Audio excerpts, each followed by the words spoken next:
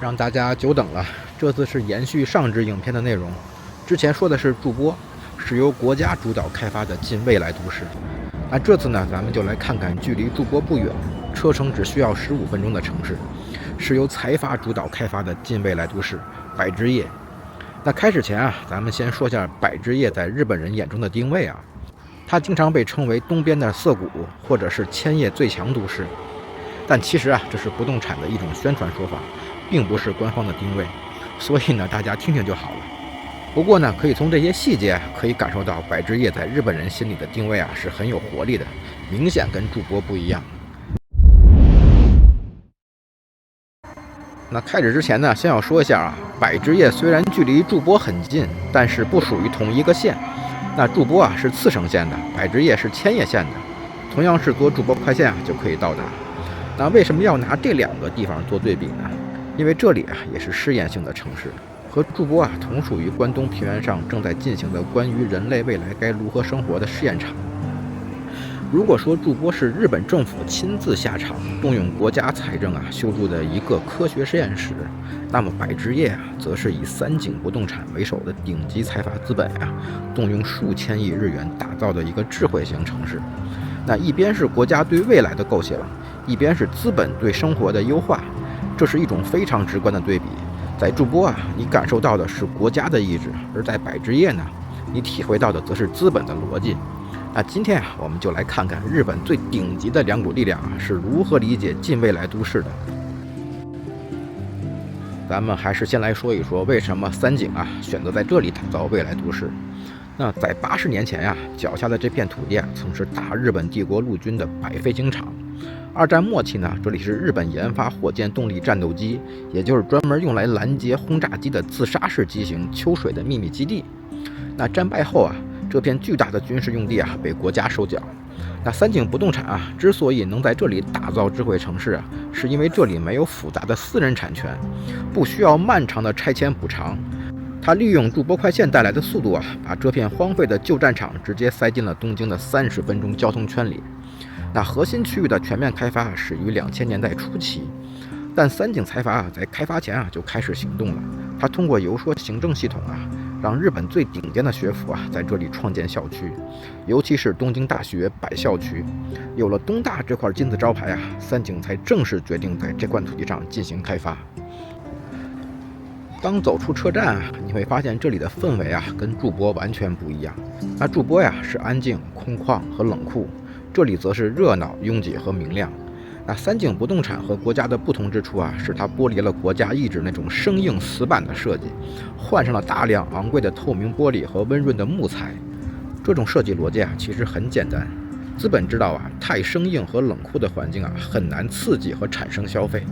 在駐波呢，如果是喜歡活力的朋友呢，那可能會因為那種宏大的秩序感而感到緊張，甚至會有想逃離的想法。但在百之葉啊，它通過這種明亮舒緩的設計啊，讓你在出站的一瞬間啊，就徹底放下了緊張感。那這些溫暖的燈光和開放式的空间啊，都在潛意識裡暗示你，這裡是懂你的。但是要記住的是啊，資本之所以讓你感到舒服啊，不是一種公益行為，而是因為它需要你留下来，需要你消費。只有当你觉得這裡像家一樣溫馨，像公園一樣自由時啊，你才會心甘情願地在這裡生活，在這裡刷卡，甚至在不知不覺中啊，把你個人的生活主權全都交給這台由財閥運行的智慧機器裡。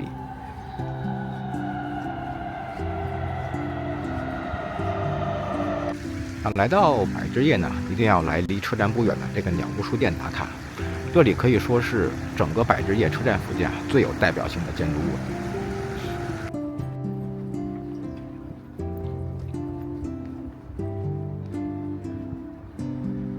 這個書店是可以帶寵物進去的，所以可以看到，基本來這兒逛的人都帶着一隻狗。那鳥屋書店呢，作為百之葉的代表性建築物啊，當你進入大門的一瞬間啊，就會感覺到這裡太有設計感了，這些書架擺放太壯觀了。這就是三井不動產啊聯手鳥屋，在這裡為大家預裝了一套沉浸式感受生活的城市插件。這裡的書啊，都是按生活場景分類的。它在暗示啊，如果想成為一個精緻的人，就該買一杯咖啡，坐在這裡閱讀雜誌和書籍。觀看周邊的風景，享受這種慢節奏的生活，讓你在不知不覺中主動進入資本為你修築好的一條知性生活軌道中。這就是百之業最高明的地方，它在無形之中就給人打造了一種很自由、很舒服、很高級的氛圍，讓人下意識地沉浸其中，享受其中。那你的主觀感受可能是覺得我是在主動選擇書籍、選擇生活但其實這些都是被設計好後的行為選擇。你坐在這裡越久你就越不想離開，因為這種資本營造的幻覺會讓人忘記現實的冷酷、緊張和混亂。它提供了一個短暫逃離現實的環境。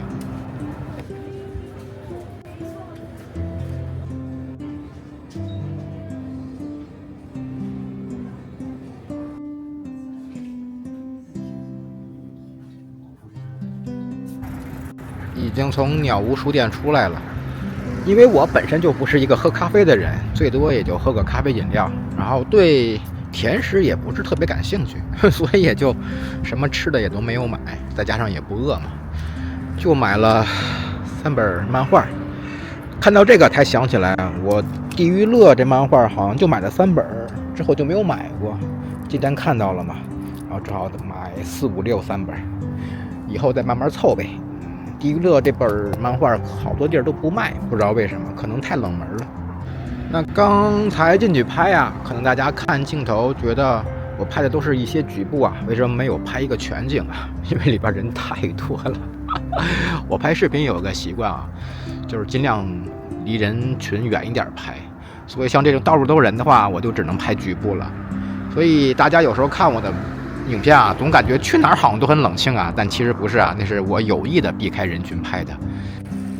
從鳥屋書店出來馬上就可以看到這個人工湖，那很多人就坐在外邊一邊吃東西一邊喝咖啡一邊欣賞這個景觀，但其實這不是人造景觀這是一個雨水調節池，這是為了應對極端天氣下城市不被淹沒的設計這也就是三井最厲害的地方，它把一個冷冰冰的防災設施活生生的給你造成了一個人造景觀。現在咱們沿着鳥屋書店這條路走，正好那個建築也不是那個建築物，因為它比較有代表性嘛，可以講一講，也是這裡的一個特點。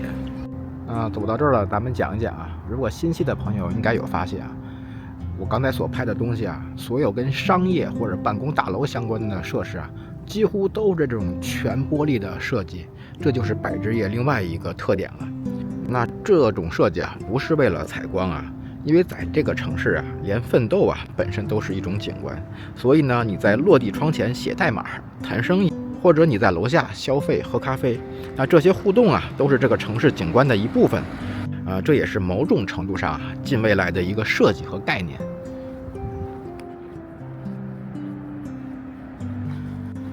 現在來到百之業公園，可以看到這公園非常大主要今天太熱了，我來這裡邊休息休息。百之業這塊其實也有很多政府非常關鍵的部門。前面看到這個大院裡邊，這是警察第3機動部隊。然後那邊一個大院是稅關研究所。其實我也不知道關稅關有什麼可以研究的。嚯，這公園人好多呀！而且住在這塊的人基本上都養寵物。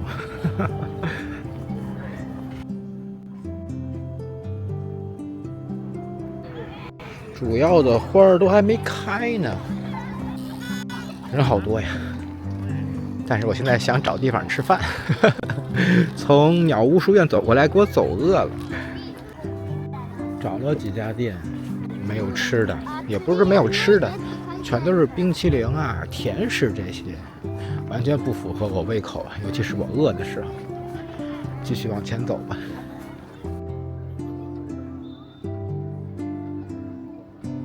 三井財閥通過全程覆蓋的5G 網絡和傳感器那系統每分每秒都在監控着每一度電的流向，每一滴水的消耗。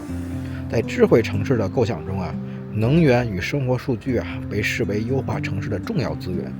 那某種程度上百之業本質上是日本最頂尖的數據實驗室。在官方宣傳裡通常會稱這些是低碳、健康、智慧。但在百職業智慧城市的邏輯裡啊，數據就是新石油。你在這裡感受到的每一點便利啊，那比如說不用排隊的智能泊車，那自動調節的社區溫度，就比如這些肉眼看不到的數據和信息啊，那對於一個未來都市來說，都是某種程度上的能源。那系統提供了一種叫做智能生活路徑的東西，通過共享數据来換取更好的服務。那有人会说这是一種全天候无死角的被监控狀態，但也正是因為這樣，才能換來被照顧的無微無至的生活。那世上任何東西啊，都是有兩面的，就看是從哪個角度去理解了。這也是剛開始就說的啊，百職業的存在就是對未來城市的摸索。那關於人類未來該如何生活的試驗場。穿過百職業公園啊，前面看到的那些大樓啊，就是影片一開始說的東京大學百校區了。這是咱們下一個目的地。在這時候呢，我要說啊，這個百校區啊，它不是東京大學的分校，它真的是把東京大学某些學科啊，整體搬遷到這兒來了。它不是分校啊。現在看到這一片啊，全都是東京大學百校區。非常現代化的設施，但是還是我先找地兒吃飯吧，太餓了。大學附近肯定是有超市的呀，讓我找到了。我在這兒找找，它有別的店，我看看有什麼東西可以吃。超市裡轉了一圈，其實我是想在超市買，因為快嘛，買完馬上就能吃，吃完了一扔就走了。結果它超市裡邊沒有吃飯的場所。所以我就來吃這個壽司吧，沒得可挑了。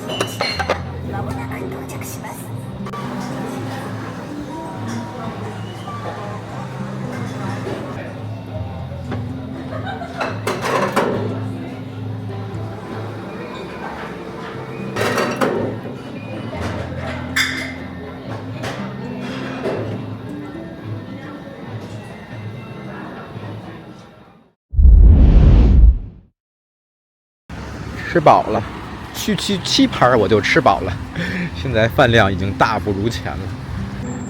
這一排一戶建真整齊。好了，咱們回到東京大學百校區了，它也是沒有圍牆的，可以說是對外開放的，只要你不進到它的大樓裡邊，基本上沒什麼問題。咱們就進來簡單看一看。如果要聊百職業這個未來都市啊，這個東京大學百校區是絕對不能錯過和忽視的一個坐標啊。那三井財閥在開發這片智慧城市時啊，特意把東大的尖端實驗室啊搬遷到了百職業的社區中心，這就是產學研的深度合併。那這裡的教授和學生啊，不再是身居校園分析數據和做實驗，他們更像是三井財閥給這個智慧城市聘請的技術顧問。那與企業進行產學合作，部分研究成果呢，在城市中試驗與落地。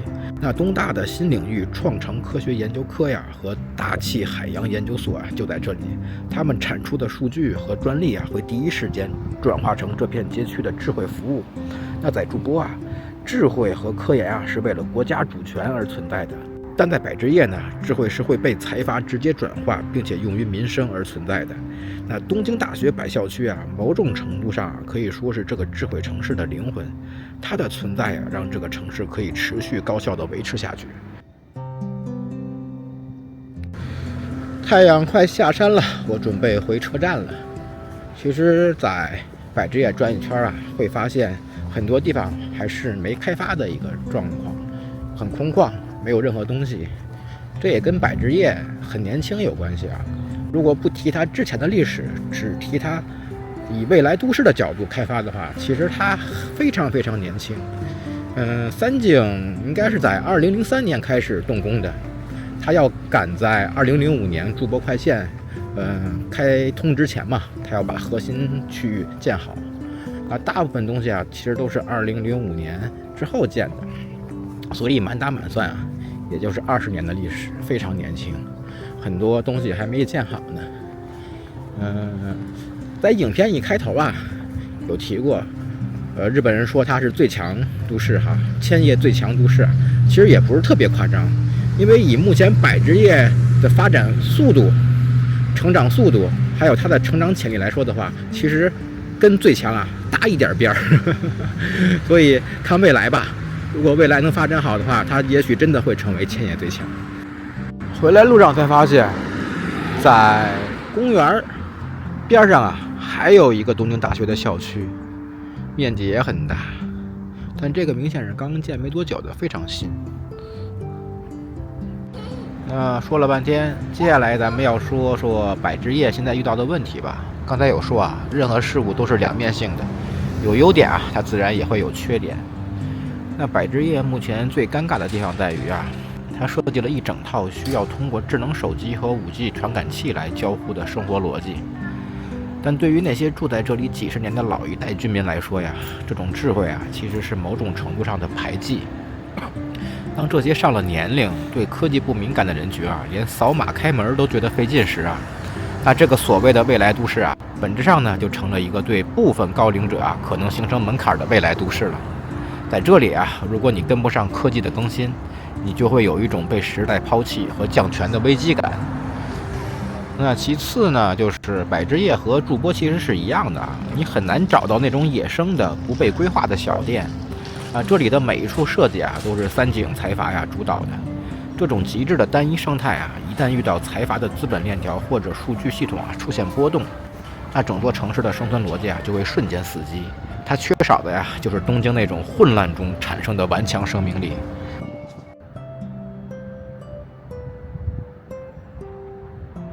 車站外邊這條小吃街啊，是真不錯，很有氛圍感。基本上都是5點以後才開門。剛才要不是太餓的話，可以坚持來這裡吃。那到了這期收尾階段啊，那在筑波和百之葉走完這一圈啊，你會發現這15分鐘的車程啊，其實是通向未來的2張不同門票。那在筑波啊，我們看到的是國家意志用尺子畫出的絕对秩序。系統在那裡的邏輯啊非常直白，為了效率可以剔除一切不相關的雜音，效率大於一切。而在百之葉呢，三井財閥卻用昂貴的玻璃木材堆出了一個極其溫馨的智慧城市。它不強迫你，它只是通過傳感器啊和數據協議無微不至地照顧你生活的每一個細節。如果你選擇筑波啊，你就要接受那份空曠和寂靜，強調效率與功能。如果你選擇百之葉呢，你就能享受這種明亮和便利，強調體驗與優化。